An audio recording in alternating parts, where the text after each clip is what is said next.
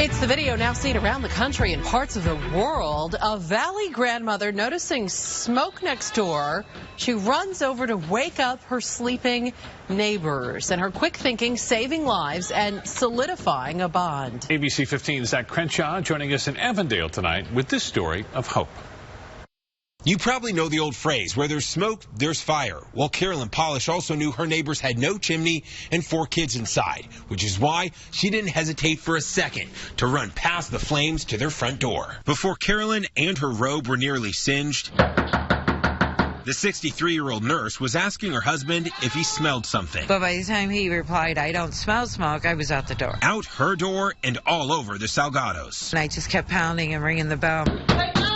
The doorbell was going off like crazy, and we both just kind of shot out of bed. Finally, David opened the door, and I very calmly said, "You need to get out. Your house on fire.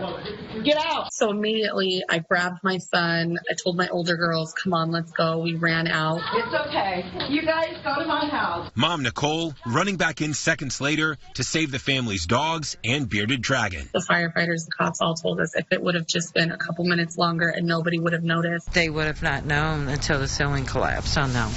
And then we would have a whole different story. For the Salgados, Kind of an emotional roller coaster. On one hand, we lost everything. on the other, And we got out safely, and everything else is material things, and they can all be replaced. They are basically starting over with no vehicle and 4 children. And that's a lot. but they've got some help. In just 4 days, more than $32,000 have been donated for the 2 parents, who both work in healthcare. We're overwhelmed and thankful and grateful. Some smoke, some sprinting. Maybe 100 steps if you wear one of the Fitbits. It happened in just seconds, but forever altered 6 lives. A couple days later, I found myself crying because it's just like it just kind of hit me. She knows she's family now. And while the Salgados are now moving, Carolyn will always be the neighbor. I told them they can't move too far away because they can't run real far.